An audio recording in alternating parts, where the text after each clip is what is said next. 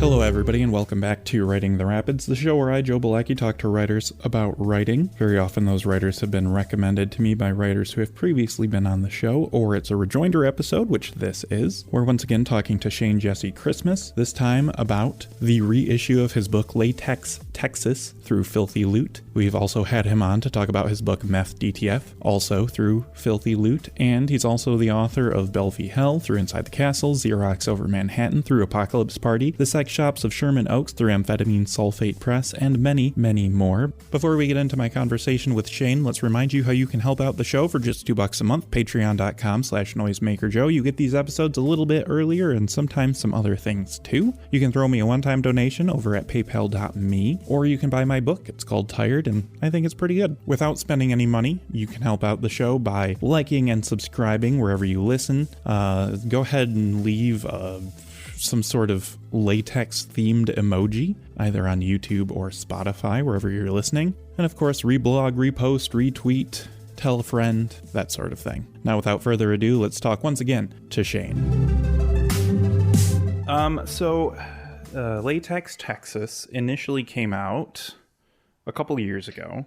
It says so at the beginning of the book, through Cellfuck, which is funny because it YouTube pings me whenever I write that in the description. Yep. Which is just hilarious. Back in 2021 was a limited edition of 50, which is what that's par for the course for Cellfuck, right? That's handmade limited edition chapbook zine type things. Is that still around?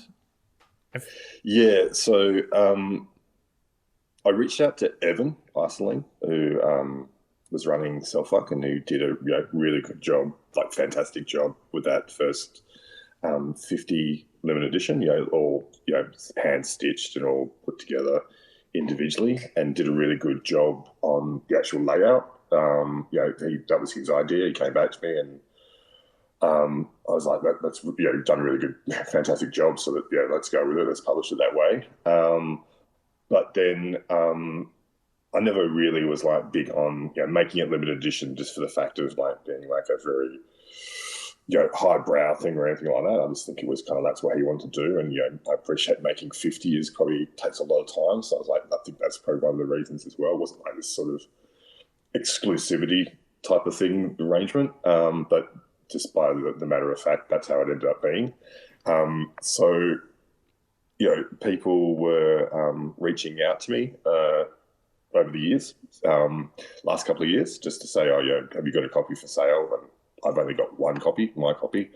And then so I was like, I don't. And I don't even really know where the PDF is, but I could find that for you and send that to you. And people were like, no, that's fine. And there was suggestions from that, like, hey, well, you should probably republish it. And I'm like, yeah, maybe. I don't.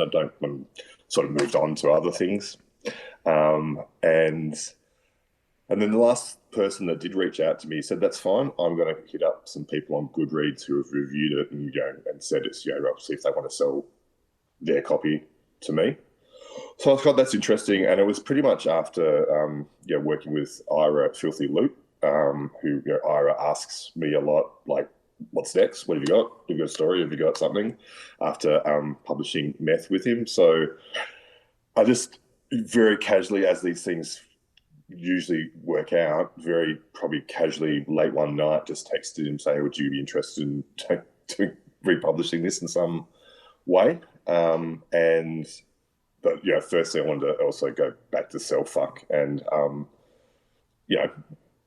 do it in the right way. Don't want to step on any toes or anything like that. Or and I should circle back. I had asked Cellfuck over the years if they were, do you want to do 50 more or something like that? And just everyone was said, I'm not doing it anymore. Just it wasn't interested. It wasn't like a bad thing. It wasn't interested. He's just moved on doing other things in his life. So, and he said, "Oh, by all means, it's your book. Do what you want." But he was also, I said, we'll redo the artwork. We won't just do like a facsimile of it. We'll come up with something else with Ira. Have you read Flunker by Dennis Cooper, or picked it up in some sense, looked at what it actually is, No, or flicked through it? I don't think I've encountered that one in Yeah, person. so yeah, it's Dennis Cooper's most recent fiction work, and Philip Best at Amphetamine Sulfate published it, who published one of my novels a while back. And if you listen to Dennis Cooper on a podcast or something like that, he will talk about how did it come about, because it's a very slim novel.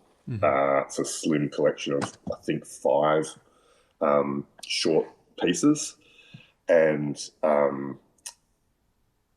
when you hear Dennis on podcast talk about that, it was sort of like Philip was like, okay, because it was like, it's a thin book. How have you made it? It's a hardcover. How have you made this book, this thin novel or this thin collection of stuff, sort of like, how's it got a spine and a hardback and things like that? And so if you look at the book, it's got big, chapter 1 in, like 20-point font, and then there's, double, well, 1.5 or double spacing. And so Ira said to me, he says, well, do you want to do it just as a chapbook, or do you want to do it with a spine and things like that? And I said, I quite like books with spines and things like that. So the term we sort of used going back and forth is like, let's flunker it up.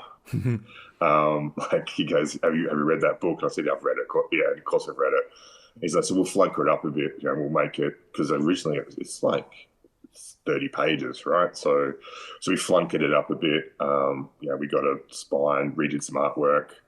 I sort of wanted that contrast, which is for the original one, where the text is quite laid out, almost like an inside the castle kind of vibe to it. Whereas this one, I was like, let's just put it straight up as a traditional, sort of more traditional book. And so if 2 people, for whatever reason, wanted to get both, it was something different for them as well. So yeah, that's sort of how it came about. Okay, so that's one of the things I wanted to ask about was how you managed to come out with something that's 90 pages long. And there's my answer. We put some puffery around it. We puffed it up a bit. Yeah. I'll say it's not egregious. In terms of, like, it doesn't look like you are trying to, like, fill space with it. Like, no. Which I appreciate too. I can't remember. There was a book I got a while ago that people were almost treating the way that people treated Infinite Jest at the time, where they were like, look how big the book is. And then I was like, these margins are huge. What is going on? Sure. This book could easily have been 500 pages instead of 8 or whatever. And, inside the castle t-shirt owner that I am, I don't really care how you lay out a book. But this does feel, I don't know, like it makes sense. There's not, probably just for the point of telling the story, we didn't go over the top. We didn't fill it with masses of white space and things like that. No, the font's only a little bit bigger, but I just think we wanted to sort of, the filthy loot is big on that thing, which is, put the book in your back pocket a little bit, and it feels like one of those, a little bit like a City Lights pocket, as a pocket poetry series book, where you can just, chuck it in your front pocket of your jeans or something like that. So that's how it came out. I mean, we could have just filled it with like random glitch photos and stuff like that, and lots of but we just didn't. We just were like, that's the length of the book actually is probably naturally the natural length of the book. Cool. I like that. And I just in general like the size of this. I think the dimensions, width and height, I think are about the same for meth. It's really easy to throw across the room when you get sick of it. And it's kind of quite aerodynamic. I might, if I ever put out books of my own, I might steal these dimensions because I like them. So with regard to the content of the book, One of the things I always come back to whenever I read your books is like, how does he write like this? And I feel like the last time I had you on, I kind of said the same thing. And Was I coy? Was I coy and not really answer your question? no, I mean, writers talking about their writing, it's one of those things where I think, when your voice is effortless, that it is hard to explain what it is you're doing. Yeah, okay. I decided to flip through the other books of yours that I have because I wanted to like look at things like sentence length or the use of ellipses or whatever. Yeah, And the thing I found is that each book is kind of different in terms of like sentence length and variations and using dashes or ellipses or both or none. And I guess, from there, do you kind of finish a project and as you're starting the next one, think to yourself like something subtle, like, oh man, the sentences were too short in the last one or something like that?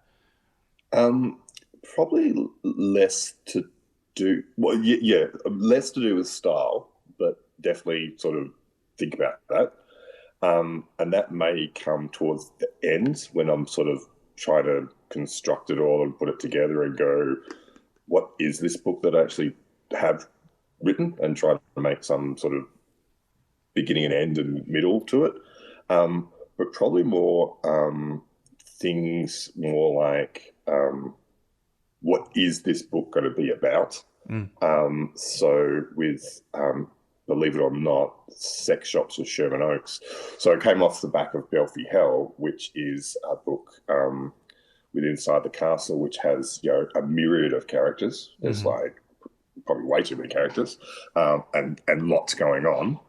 And then to Sex Shops of Sherman Oaks, where I was like, well, actually, again, sort of not flip Belfie Hell, but I was really interested in two people and a relationship. And in my head, that whole time of writing that book was like, I'm writing a romance novel. Now, I think you would appreciate that a writer with their own style and how they write and their own obsessions, even though you're saying, oh, this is my version of a romance novel, that's kind of obviously not what, that might be what comes in, but that's not what comes out on the page.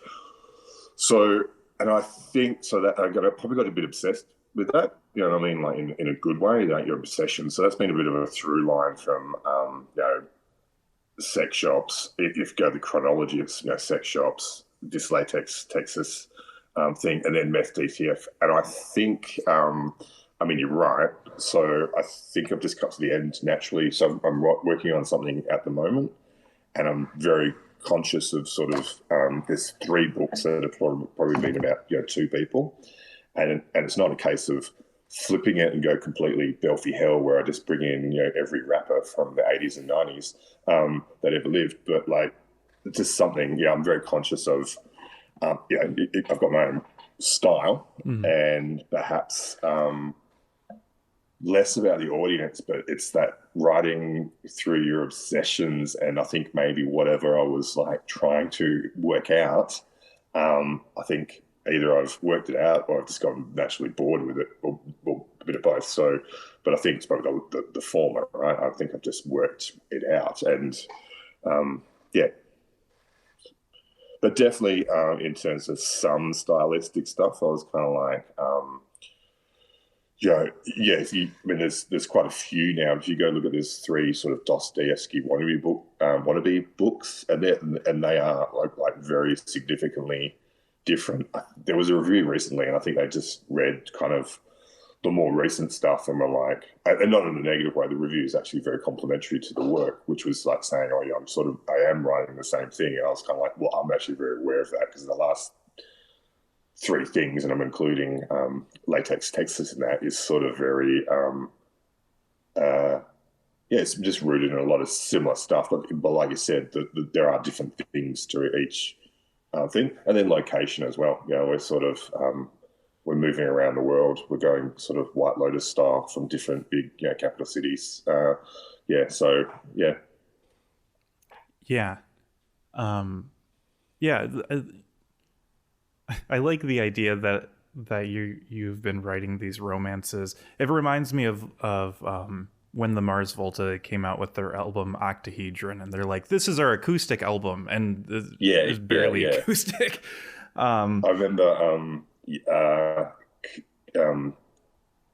when the Jesus and Mary Chain brought out their album Honey's Dead, and they said this is our hip hop album. They'd been listening to a lot of hip hop, and the beats are all very 808s and things like that. Mm-hmm. But there's nothing in there that they would say. Oh, yeah. But if you listen to it, you can actually hear a lot of sort of Terminator X, Public Enemy style rhythms. But it's clearly another thing, right? It's not. There's absolutely no raps on there at all or anything like that. That would Thank God make you think anything about hip hop. Sure. Yeah. One of the things I thought about, and this will tell you when I read it, I was thinking about, I feel like it was an episode of Severance that it was happening, where you'd get like an establishing shot. The character's in the office, and something would happen, and you'd get a close shot on their face, and then you get the next shot would be a wide shot again, and they're in a different place. Sure. And so maybe it was Severance, maybe it was not, maybe I dreamed it. I'm having the same thing with a bit of music. I can't tell if it was in the new season of White Lotus or if I dreamed it or what.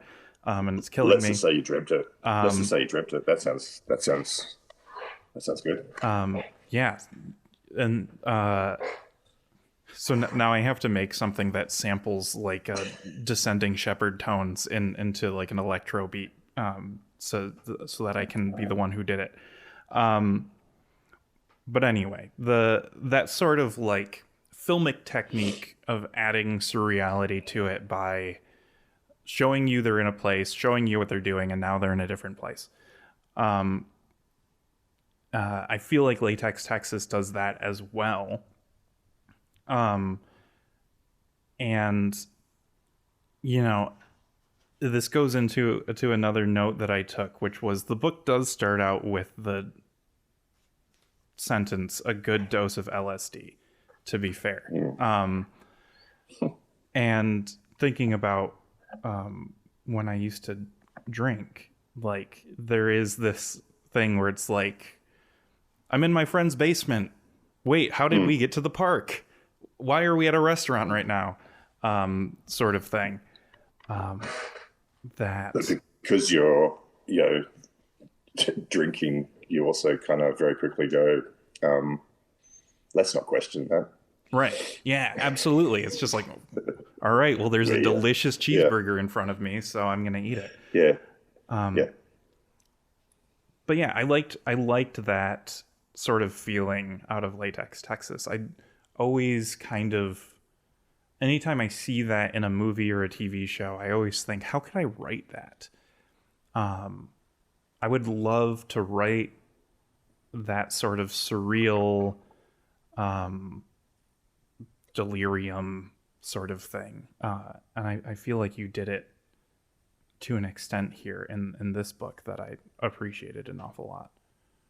Yeah, thank you. Yeah, definitely. I think there's a book that I wrote called Napalm Recipe, Volume 1, and there's this sort of like weird, well, not like weird, it wasn't my intention to write some sort of essay, but I sort of chucked in there about sort of, if you go, there's some sort of answers hidden in that text about, sort of what, not my beliefs, this is going to sound very highfalutin, but like my ideas about writing and sort of what I might sort of be trying, and maybe I was just getting on the page to sort of focus myself into some sort of framework, but then it's like, how do you do that? So how do you actually write it? Like the ideas I was putting down. So some of the ideas there were sort of, I just wrote that in that book. It talks about, I had this sentence which is like, perhaps in a novel you should write, jump cut and narrative, right? Which is a bit of a, as you point out, it's a cinematic thing, right? It's really easy to do in a movie, right? You just sort of edit it. You insert and edit, or you can do it different ways, right? You can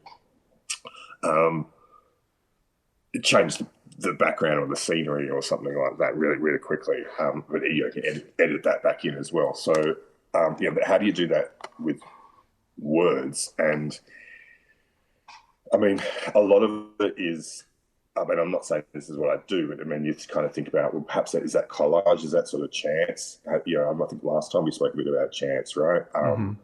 So these sort of ideas and theories about constructing a novel a little bit, because it's clearly, I mean, I am getting closer to just writing things in a straight narrative from beginning to end.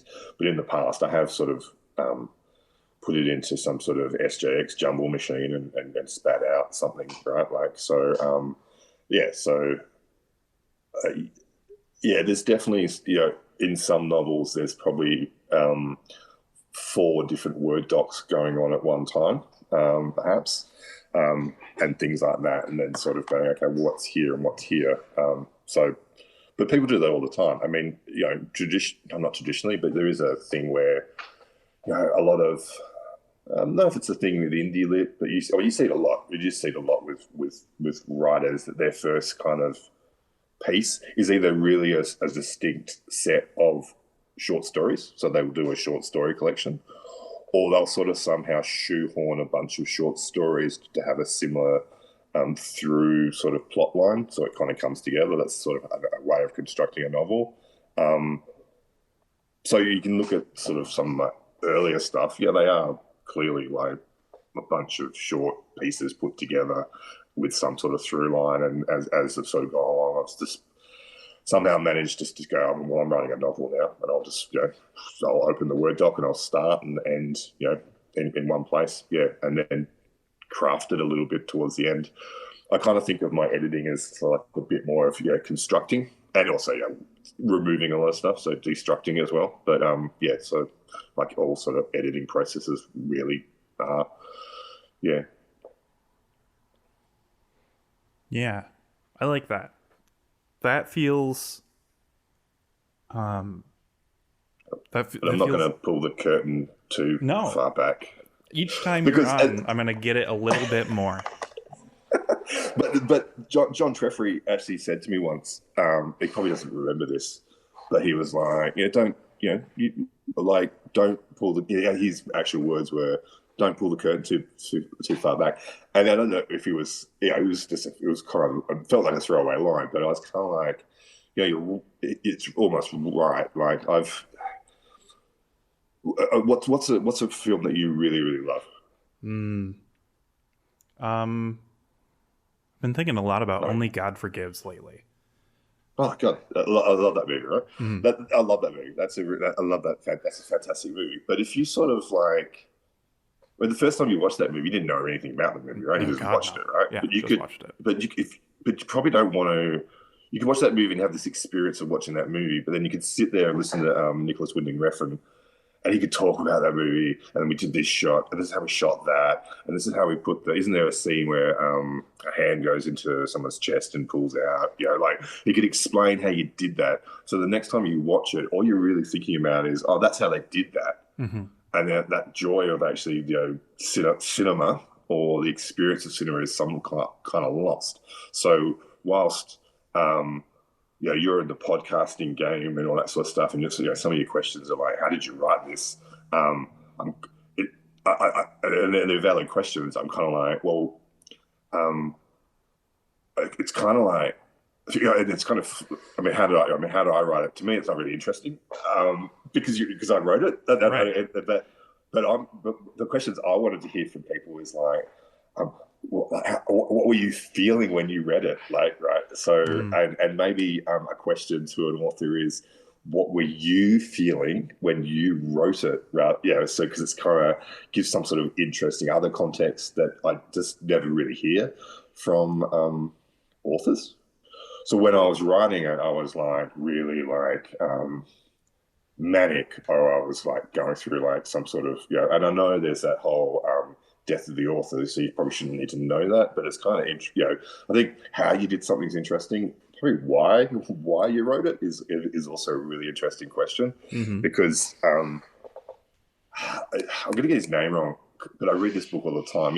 For a new novel by Rob Grillet. I'm It's aware of French, it, so I've yeah. butchered the hell out of that. There's one thing you could read that whole book, and there's this one sentence that always jumps out at me. It's a little couple of sentences, and he's like, why did you write the novel? And it's like, well, I wrote the novel to find out why I wanted to write the novel.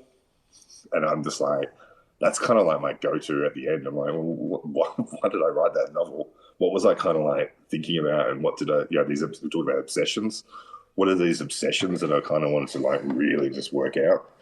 And that sounds like I'm doing it as some sort of self-help thing. But it's just like, I think people are, if people are naturally curious, they're just going to go, well, I wrote a romance novel about two people.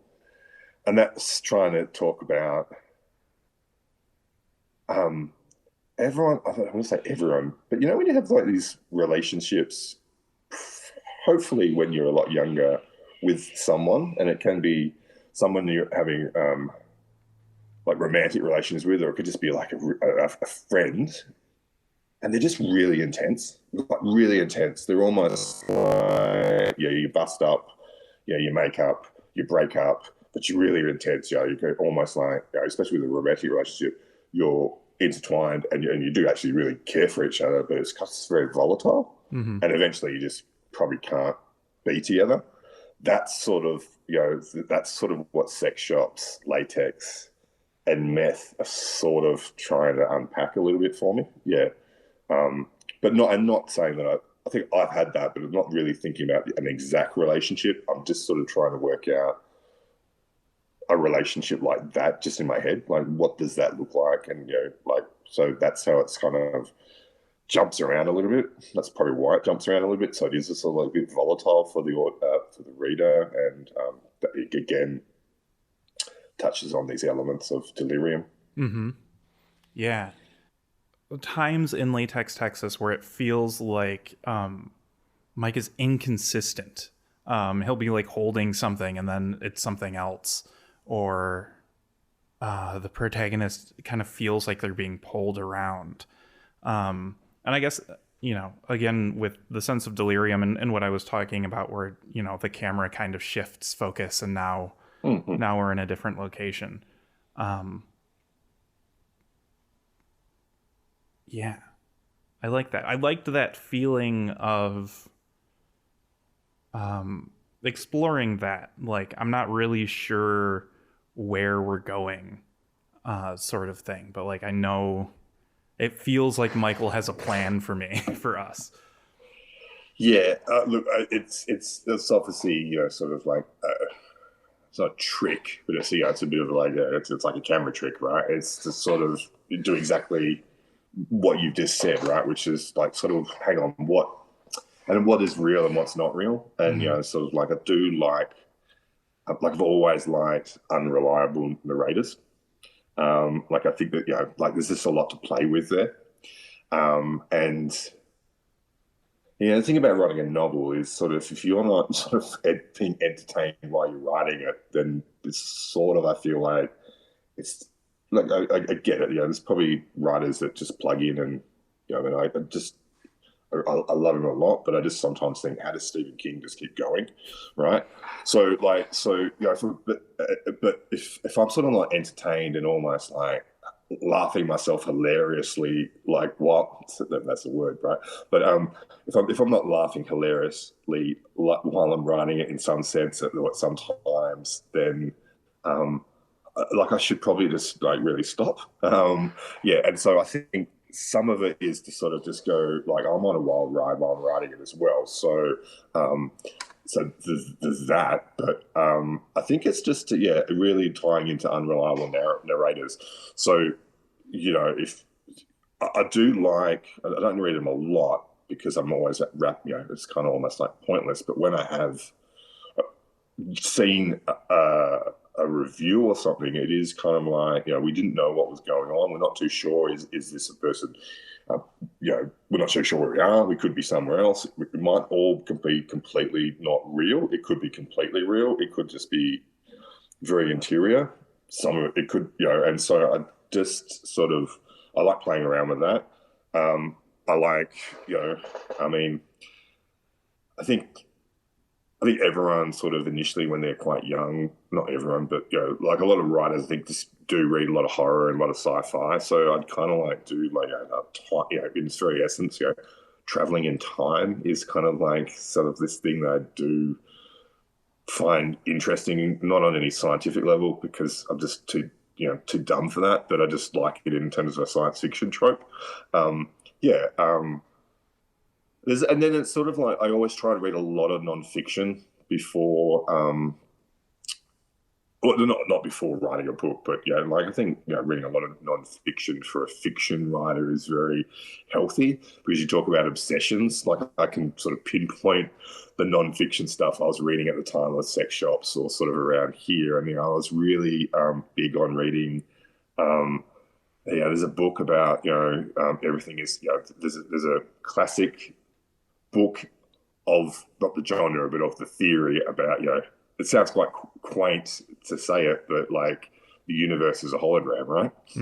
Now I don't really care about that. I don't necessarily believe in it or anything like that, but I think it's a bit of a dumb idea. I think there's some actual validity to it, but in terms of I like it as a dumb idea to put it into that maybe that's something's going on with Michael there, or and I don't really explore that. Like I'm not writing a treatise in my not fiction writing about the universe of hologram. Pretty much all I've just said is probably the bit of the idea that it gets in there, right? It's like, what is real? Like, so that sounds like a bit of a stoner, like what is real? Like we're going to sit around my parents' couch, brown couch, thinking about what is reality and what is time. But like, I just, in terms of maybe just tricks and tropes I'm not talking about my own tropes. I just like playing around with that unreliability.